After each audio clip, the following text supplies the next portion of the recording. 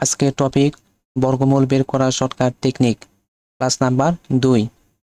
প্রশ্ন, 169 সংখ্যাটির বর্গমূল কত? এই প্রশ্নটি 34তম বিসিএস পরীক্ষায় এসেছিল। 169 সংখ্যাটির বর্গমূল বের করার জন্য প্রথমে রুট ওভার 169 লিখতে হবে। রুট ওভার 169 নিচে আসলো। এরপর ডান পাশ থেকে দুইটি সংখ্যা নিতে হবে। ডান পাশ থেকে দুইটি সংখ্যা নিলে সংখ্যাটি হয় 69। 69 সংখ্যাটির শেষের সংখ্যা হলো 9। 9 হলো বর্গের একক। আমাদেরকে দেখতে হবে কোন সংখ্যাটির বর্গের একক 9, সে সংখ্যাটি নিতে হবে। 7 সংখ্যাটির বর্গের একক হয় 9, কারণ 7 সংখ্যাটির বর্গ হয় 49। 49-এর শেষের সংখ্যা 9, তাই 7 নিতে হবে। 7 নিচে আসলো। এরপর দেখতে হবে আর কোন সংখ্যাটির বর্গের একক 9, সে সংখ্যাটি নিতে হবে।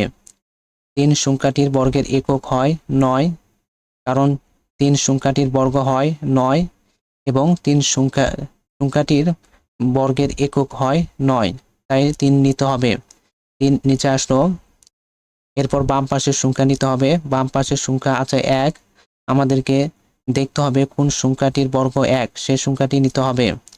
1 সংখ্যাটির বর্গ হয় 1, তাই 1 নিতে হবে। 1 নিচে আসলো সমান সমান, এই 1 নিচে আসলো। 1-এর সাথে 3 হবে নাকি 7 হবে সেটি বের করতে হবে। এটি বের করার জন্য শর্টকাট টেকনিক ব্যবহার করতে হবে।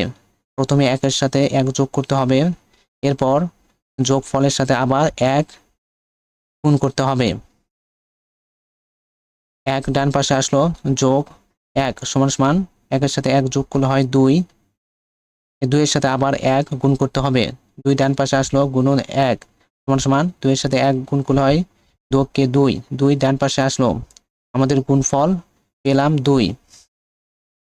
প্রশ্নের সংখ্যা আছে 1, গুণফলের সংখ্যা হলো 2। প্রশ্নের সংখ্যা ছোট, গুণফলের সংখ্যা বড়। আমাদেরকে প্রশ্নের সংখ্যা অনুযায়ী সংখ্যাটি বের করতে হবে। প্রশ্নের সংখ্যা ছোট, তাই আমাদেরকে ছোট সংখ্যাটি নিতে হবে।